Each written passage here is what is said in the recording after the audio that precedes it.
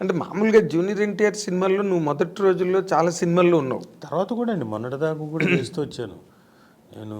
Janata garage, even ఇప్పుడు ఆర్ఆర్ఆర్ చేశాను. అవును, ఈ మధ్య కూడా కంటిన్యూ ఆర్ఆర్ఆర్లో తన్నే కదా ఇంట్రొడ్యూస్, తన క్యారెక్టర్ని కదా ఇంట్రొడ్యూస్ చేసే క్యారెక్టర్ అది. ఎగ్జాక్ట్లీ అప్పటి నుంచి అది ఇలా కంటిన్యూ అవుతూనే ఉంది మీ ఇద్దరి మధ్యాహ్నం.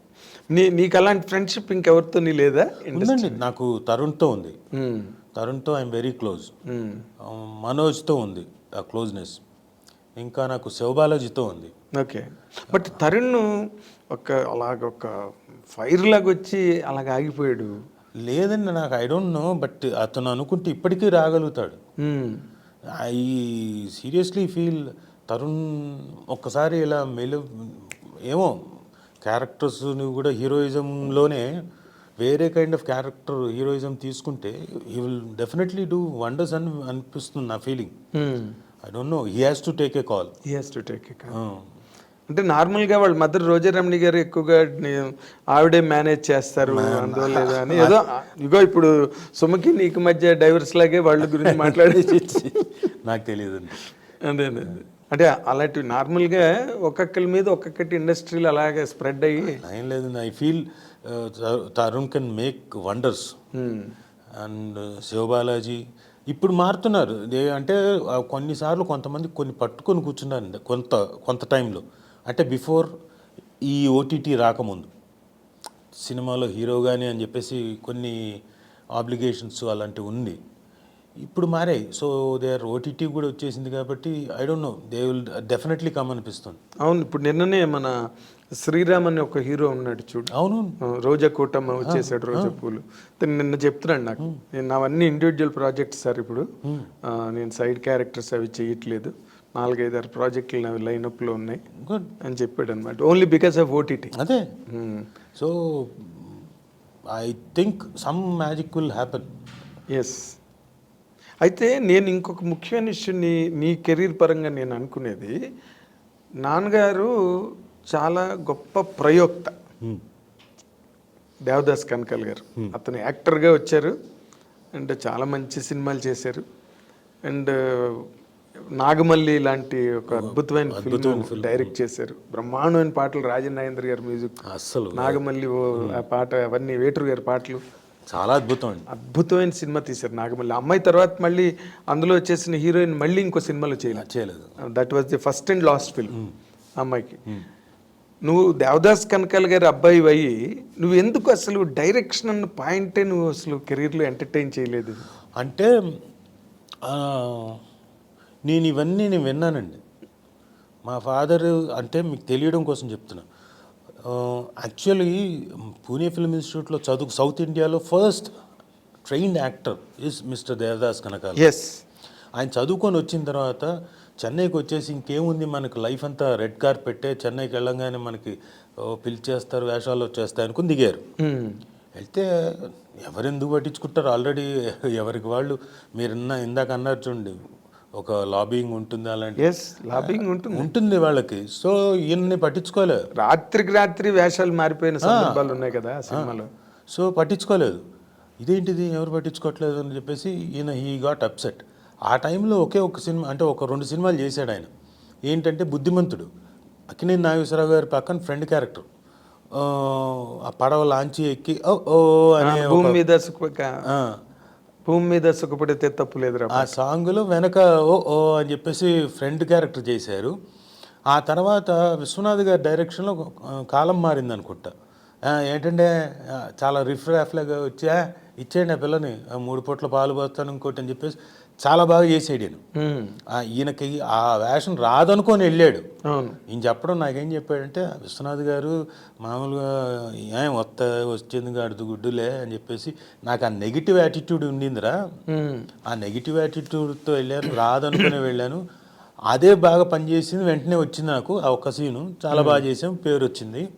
ఆ తర్వాత ఏం రాలేదు వేషాలు, సర్వైవల్ కావాలి కదా.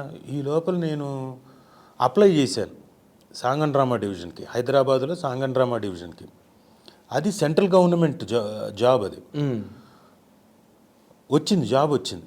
సో ఈ షిఫ్టెడ్ టు హైదరాబాద్కి వచ్చి సెంట్రల్ గవర్నమెంట్ జాబ్ హ్యాపీగా ఉంది. అక్కడే మా అమ్మని చూశారు. అంతకుముందే చూశాడు మా అమ్మని ఎక్కడో మా నాన్న. ఎవరు ఈ మహానటి ఇంత బాగా చేస్తుంది అనుకున్నాడు, అయిపోయింది. తర్వాత సాంఘ డ్రామా డివిజన్కి వచ్చిన తర్వాత పక్కనే కొలీగ్స్గా ఉన్న తర్వాత లవ్లో పడ్డారు, ప్రేమించారు, పెళ్లి చేసుకున్నారు. అవును. ఆ, మళ్ళీ ఈయనకి చూడండి, సో అంటే మనిషి ఎలా ఉన్నాడో, నేను చెప్పేది పాయింట్ చివరికి వచ్చే పాయింట్ చెప్తాను. సాంఘ డ్రామా డివిజన్ గవర్నమెంట్ జాబ్ని వదిలేసి చెన్నైకి వెళ్ళిపోయాడండి. Film institute, south Indian film chamber of commerce పెట్టారు కదా, అవును. వాళ్ళు పెట్టిన ఇన్స్టిట్యూట్కి వెళ్ళిపోయాడు. Yes, yes. ఇద్దరు మా మదరు మా ఫాదరు ఇద్దరికి గవర్నమెంట్ జాబ్ ఉండగా, సెక్యూర్డ్ జాబ్ ఉండగా వదిలేసి అలా వెళ్ళిపోయారు. మా నాన్న వెళ్ళాడంటే సరే south Indian film chamber of commerce 10 మంది తయారు చేయొచ్చు అనుకున్నాడు, ఏమో వస్తే వేషాలు వస్తాయి అనుకున్నాడు. ఈవిడ కూడా మా నాన్న అక్కడికి వెళ్ళిపోయాడు, ఇక్కడ రిజైన్ చేసి వెళ్ళిపోయింది. అక్కడికి వెళ్ళిపోయిన తర్వాత సరే 7 బ్యాచెస్ దాకా ఇన్స్టిట్యూట్ బాగానే నడిచింది. తర్వాత ఫిల్మ్ ఛాంబర్ వాళ్ళు మూసేశారు ఇన్స్టిట్యూట్ని. అవును, అదే ఆ బ్యాచ్లోనే కదా చిరంజీవి గారు, రజనీకాంత్ వీళ్ళందరూ కూడా, రాజేంద్ర ప్రసాద్ వాళ్ళంతా అక్కడ తయారైన వాళ్ళు. మూసేసిన స్టాఫ్లో నుంచి ఇక్కడ మా మదరు ముల్లా మాస్టర్ అని అక్కడ స్టూడెంటే, అక్కడ నేర్చుకున్న ఆయన అడియార్ ఫిల్మ్ ఇన్స్టిట్యూట్ జాయిన్ చేశారు. అదేంటి, స్టేట్ గవర్నమెంట్ జాబ్. మా అమ్మకి స్టేట్ గవర్నమెంట్ జాబ్ వచ్చింది. Note this point again.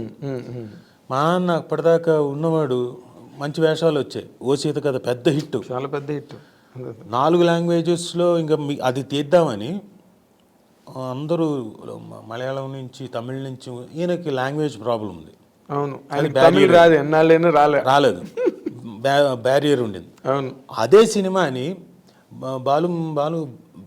Balachandra గారు అనుకోండి, బాలచంద్ర గారే తీశారు. ఎవరితోటి, రజనీకాంత్ గారితో. ఇది సేమ్ మా నాన్న ఏదైతే చేశారో క్యారెక్టర్, అదే క్యారెక్టర్ని రజనీకాంత్ గారి స్టైల్ అంతా నాన్న దగ్గర నుంచి వచ్చిందే, ఆ జుట్టు ఎగరేయడం. అవును, ఎస్ ఎస్, అది ఫస్ట్ సినిమాలో ఆయన కూడా అలా ఎగరేసి అలా వచ్చారు, సేమ్ ఇది. అవును. సో ఆ లాంగ్వేజ్ ఆయనకు అక్కడ ఆ వేషాలు. ఇంకా ఆ తర్వాత సిరిసిరి మువ్వ, మాంగళ్యానికి మరో ముడి, ఇలాంటి ఒక విశ్వనాథ్ గారి దగ్గర చేస్తూ అక్కడే ఒక 6-7 సినిమాలు చేశారు. తర్వాత ఏమనుకున్నాడంటే ఎంతకాలం ఇది, నేను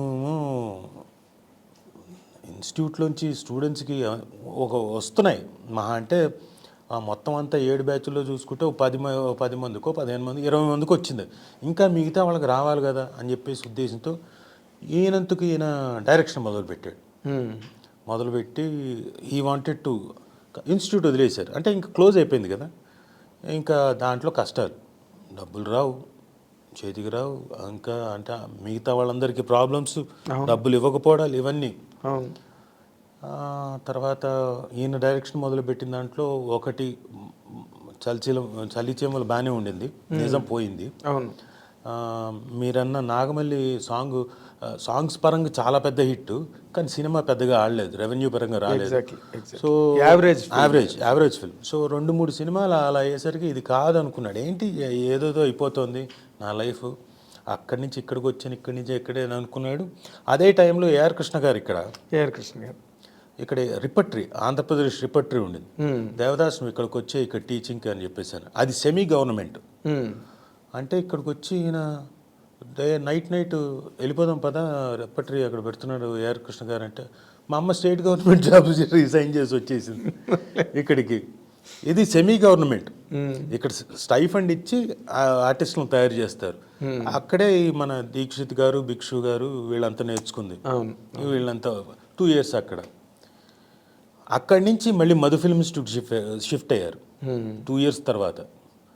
అక్కడి నుంచి మళ్ళీ 2 ఏళ్ళు చూసిన తర్వాత మా ఓన్ ఇన్స్టిట్యూట్ పెట్టుకున్నాం 85 నుంచి. అక్కడ కష్టాలే, అక్కడ అన్ని కష్టాలే, అప్పులు, కష్టాలు, ఎప్పుడు సవ్యంగా డబ్బులు ఉండేవి కాదు. ఇవన్నీ నేను చూస్తున్నా, నాకు స్ట్రాంగ్గా మైండ్లో పడిపోయింది. నో, ఒకదానికి స్టిక్ అవుదాం, సంపాదిద్దాం, అది డైరెక్షన్కి వెళ్దాం, తర్వాత టైం ఉంది, ఇంకా ముందైతే ఇది చేద్దామని యాక్టింగ్కి మాత్రం స్టిక్ అయ్యాను. సో అది ఆ విధంగా స్టిక్ అయిపోయాను. కాబట్టి చేశాను, అది మా ఓన్ ప్రొడక్షన్స్లో డైరెక్షన్ చేశాను తప్ప బయట దీనికి డైరెక్షన్ చేయలేదు. కంటిన్యూస్గా డే అంటే ఇప్పుడు ఉన్నది మళ్ళీ డిస్టర్బ్ అవ్వడం ఇష్టం లేక ఖచ్చితంగా డిస్టర్బ్ అవుతుంది సార్. ఎందుకంటే రాజీవ్ డైరెక్ట్ చేసుకుంటున్నాడులే. నేను మధ్యలో ఒక సీరియల్ ప్రొడ్యూస్ చేశానండి. ఆ ఒక సీరియల్ ప్రొడ్యూస్ చేస్తున్నాడు అని చెప్పేసి వేషాలు రాలేదు ఒక ఇయర్.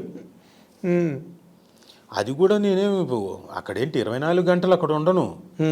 వాళ్ళకి అన్నీ అప్పచెప్పి నేను అప్పటికి గట్టెక్కించి విత్ ఇన్ 1 monthలో అన్నీ అయిపోయాయి. కానీ తర్వాత రాలే. దాదాపు ఏంట్రా అంటే రాజీవ్ ప్రొడ్యూస్ చేస్తున్నాడులే, సీరియల్లో బిజీగా ఉన్నాడని చెప్పేసి రాలేదు.